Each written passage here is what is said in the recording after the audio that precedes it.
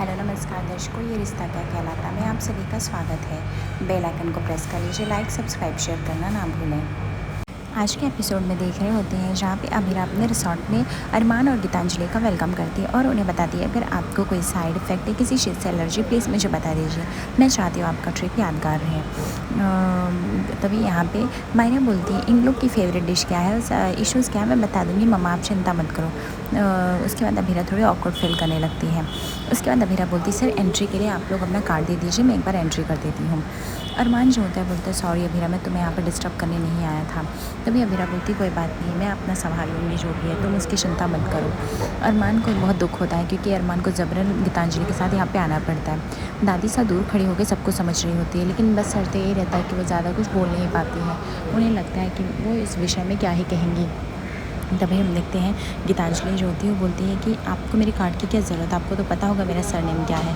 तभी अमीरा बोलती है मुझे कैसे पता। वो बोलती है गीतांजलि पोद्दार, आपको इतना तो नॉलेज होना चाहिए कि शादी के बाद जो होता है पति का ही सरनेम लगता है पत्नी के, तो इतना क्यों आप वो कर रही हैं। अमीरा बोलती ठीक है कोई इशू नहीं। उसके बाद वो एंट्री कर देती है और दे देती है सर ये आपकी कीज़ है आपके रूम की, और आज गरबा नाइट्स है, मैं चाहती हूँ कि डांडिया नाइट्स में आप सभी कपल लोग आए और इन्जॉय करें। उसके बाद अमीरा जो होती है बहुत ही फेक स्माइल के साथ उन लोगों को ओके ओके करती है। दादी सा को ये बात अच्छी नहीं लगती ज़रा भी। वो कॉल करती है विद्या को और बोलती है विद्या तुम्हारी वजह से अभिरा सांस भी नहीं ले पा रही है। यहाँ पे गीतांजलि अरमान पहुँच गई, क्या पूरी दुनिया को रिसोर्ट को छोड़ के उनको यहीं पे आना था, ज़रा समझाओ अपनी बहू को। विद्या जो होती है वो इससे पहले कुछ बोलती मासा फ़ोन डिस्कनेक्ट कर देती है। दूर खड़ी मनीषा ये सारी बातें सुन लेती है। मनीषा जाती है और बोलती है भाभी सा आप ये सब क्या कर रही हैं। विद्या बोलती है मेरी क्या गलती है, अगर गीतांजलि अरमान वहाँ पे पहुँच गए तो मेरी क्या गलती है। मैं ज़्यादा से ज़्यादा इस बात के लिए कह सकती हूँ कि ऐसी गलतियाँ ना हो, पर इससे ज़्यादा मैं कुछ बोल नहीं सकती हूँ।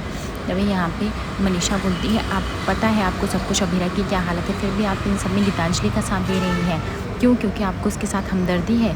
सेम वही सिचुएशन जो आपके साथ हुई थी, इसलिए आपको लग रहा है कि कहीं गीतांजलि के साथ ना गलत हो।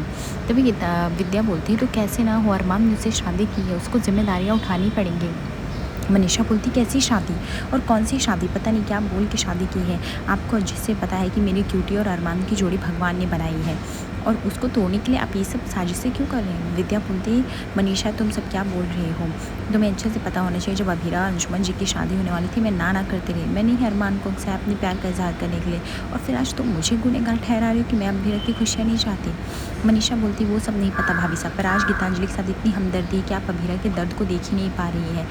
गीतांजलि अपनी गलतियों की सज़ा भुगत रही है, पर अभिरा जो गलती की नहीं उसकी सज़ा भुगत रही है और उसके पास ज़्यादा कुछ ऑप्शन भी नहीं है, उसे वो सब करना पड़ रहा है जो वो सब नहीं चाहती है। तो ये तभी विद्या बोलती है तो उसमें बताओ मेरी क्या गलती है, मैं क्या है, मुझे पता है कि अभिरा के साथ गलत हुआ है लेकिन इससे ज़्यादा मैं क्या ही कर सकती हूँ। मनीषा बोलती है जानते हुए भी कि अपनी क्यूटी के साथ गलत हो रहा है, फिर भी आप उसको ये नहीं कि सपोर्ट कर सकें, उसको प्रोटेक्ट कर सकें, और आप ये सारी बातें कर रही हैं। दूसरी तरफ अभिरा जो होती है वो अपने आप को समझा रही होती है कि अभिरा कंट्रोल कर, ये दिन भी चला जाएगा, तुझे इन सब बातों से ज़्यादा लेना देना नहीं है। अभिरा का मन जो होता है समझने को रेडी नहीं होता। दूसरी तरफ यहाँ पे विद्या गीतांजलि को कॉल करती है और बोलती है वो उस रिसोर्ट से निकल जाने के लिए। गीतांजलि बोलती है मैं हरगिज़ नहीं करूँगी, मैं ये नहीं दिखाना चाहती कि मैं अभिरा से इनसिक्योर हूँ और अरमान मेरे बारे में क्या सोचेंगे कि मैं इतनी प्रोटेक्टिव वाइफ कब से बन गई। और वैसे भी अभिरा तो ऐसे दिखा रही थी जैसे उनको फ़र्क नहीं पड़ रहा है, और वो ओके ओके फिर मैं क्यों दिखाऊँ, मुझे फ़र्क पड़ता है उनसे, मुझे भी कोई फ़र्क नहीं पड़ता है। तभी वहाँ पे दादी सा आती है, वो अभिरा को समझाती है कि क्या हुआ कुछ उदास हो। तभी अभिरा बोलती है ऐसा कुछ नहीं दादी सा, बस मैं मायरा के लिए परेशान हूँ, वो इन सब बातों में कहीं फंस ना जाए, कहीं परेशान ना हो जाए ऐसी चीज़ें देख के। तभी दादी सा बोलती है नहीं बेटा तुम किस लिए परेशान हो, मुझे सब पता है। गीतांजलि बोलती है माँ आप चाहे कुछ भी कह लीजिए, इस बार मैं पीछे नहीं हटूँगी, मैं अरमान से प्यार करती हूँ और मैं अरमान को जहाँ कंफर्टेबल लगेगा मैं भी रहूँगी, मैं इनसिक्योरिटीज़ नहीं दिखा सकती हूँ। इफ़ अगर वो यहाँ रहना चाहते हैं तो दैट इज़ ओके। मैं अमीरा को दिखाना चाहती हूँ कि मैं भी परफेक्ट वाइफ हूँ, मुझे भी कोई फ़र्क नहीं पड़ता। तभी यहाँ पे दादी साहब बोलती हैं जैसे तुम्हें अपनी बेटी की फ़िक्र है बेटा, सेम वैसे हमें भी अपनी बेटी की फ़िक्र है, हम नहीं चाहते तुम्हारे साथ कुछ भी ऐसा गलत हो। अभीरा जो होती है वो बोलती है कि दादी साहब मेरा मन घबराता है, मैं क्या करूँ। दूसरी तरफ हम देखते हैं कि यहाँ पे कृष होता है वो कुछ बर्गर बना के लाता है, हेल्दी बर्गर, फ्रूट्स बर्गर, जहाँ पे तानिया बोलती है सबर का फल मीठा होता है इसलिए आपने फ्रूट्स बर्गर ही बना दिया, चलो कोई बात नहीं मैं टेस्ट करके बताती हूँ कैसा है। जैसे ही तानिया खाती है उसका मुँह बन जाता है, पर वो वेट करती है। क्रिस जैसे खाता है बोलता है वाओ ये तो ऐसा लग रहा है जैसे मैं कोई कार्डबोर्ड खा रहा हूँ, प्लीज़ बाबू ये सब मत खाओ। काम करते हैं, हम कुछ बाहर से कुछ ऑर्डर कर लेते हैं। तभी तानिया बोलती नहीं नहीं बाबू बहुत अच्छा है, हम खा सकते हैं ना, क्यों इतना चिंता करो। दूसरी तरफ हम देखते हैं कि मायरा जो होती है वो यूट्यूब से चोटी बनाना सीख रही होती है। गीतांजलि वहाँ पहुँचती है और बोलती है कि मायरो आप चोटी बनाना क्यों सीख रहे हो, मैं तो आपकी चोटी बना सकती हूँ ना।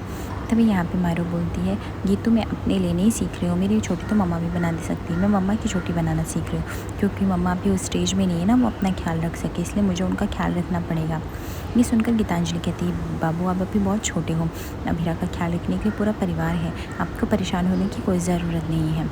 ये सुनकर दादी साहब को बिल्कुल भी अच्छा नहीं लगता। दादी साहब बोलती सही बोल रही है तुम्हारी गीतू बेटा, अभीरा का ख्याल रखने के लिए पूरा परिवार है, हम हैं सब हैं, लेकिन अभीरा का जो ख्याल उसकी बेटी रख सकती है वो शायद कोई और नहीं रख सकता, जो तुमसे अभीरा को सपोर्ट मिलेगा। जाओ ज़रा अपनी मम्मा के पास बेटा। उसके बाद दादी साहब होती है वो मायरा को भेज देती है और यहाँ पे गीतांजलि से पूछती है ये सब तुम क्या कर रहे हो। गीतांजलि बोलती है आप ये क्या दिखाना चाहती है, आप मायरा को ये एहसास दिलाना चाहती है कि वो मेरी बेटी नहीं अभीरा की है।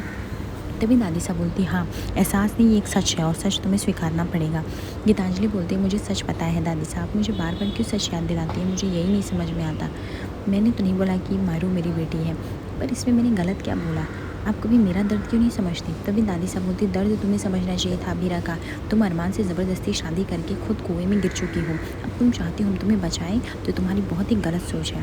गीतांजलि बोलती कि तो मैं इस घर की बहू हूँ और मैं अरमान की पत्नी हूँ, अरमान जहाँ जाएंगे मैं वहाँ जाऊँगी। तभी यहाँ पे दादी साहब बोलती पर तुम भूल रही हो, अरमान जहाँ जाएगा जहाँ पूकी रहेगी और मायरा वहाँ जाएगी जहाँ उसकी माँ रहेगी, अल्टीमेट वो तीनों को अलग नहीं कर सकती तुम।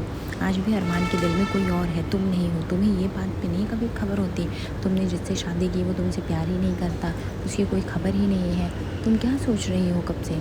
तभी यहाँ पे दूसरी तरफ हम देखते हैं कि अभीर आता है और वो बोलता है कि आप जाइए, आप यहाँ पे सामान रख दीजिए। लेकिन वहाँ पे जो राजा नौकर रहता है वो देख लेता है कियारा को और बोलता है कियारा दीदी आप यहाँ पे क्या कर रही है, घर वाले आपको ढूंढ रहे हैं, परेशान हो रहे हैं। पर अभीर जो होता है वो उसको झूठ बोल देता है और बोलता है ऐसा कुछ भी नहीं है, आपको गलतफहमी हुई है, आप यहाँ से जाइए।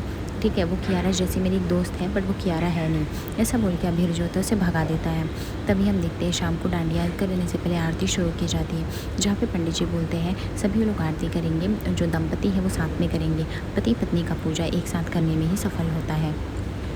अरमान को ये चीज़ अच्छी नहीं लगती क्योंकि उसे पता रहता है कि शायद उसे गीतांजलि के साथ आरती करनी पड़े, लेकिन गीतांजलि जो थी मन ही मन बहुत ही खुश हो रही होती है कि चलो एक अवसर फिर से मिला, मैं अरमान के नज़दीक जा सकती हूँ और मैं एक आरती भी कर सकती हूँ।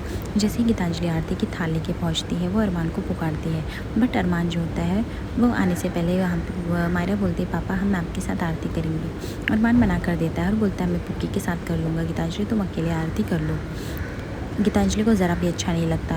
गीतांजलि बोलती है कि आज भी अरमान मैंने सोचा आप आरती करेंगे पर आप मेरे साथ नहीं दिए, कोई बात नहीं। उसके बाद गीतांजलि अपना आरती करती है और बारी बारी से सभी लोग आते आरती करते हैं, दादी साहब भी आरती करती है। उसके बाद दादी साहब जो होती है बुलाती हैं आओ मायरा बेटा आरती करो। मायरा और अरमान साथ में जाते हैं, मायरा बहुत ही हैप्पी रहती है आरती करने के लिए। जैसे ही आरती का थाल पकड़ाते हैं अरमान, तभी मायरा बोलती मम्मा आप भी आओ, पर अरमान सिचुएशन को समझते हुए वो मना करता है और बोलता है बेटा मम्मा की अभी हालत नहीं ठीक है, मम्मा अलग से आरती करेंगे, तो आप मम्मा के साथ एक बार आरती कर लेना और एक बार मेरे साथ कर लो, इस बार आपको भगवान के दो बार आशीर्वाद मिल जाएंगे।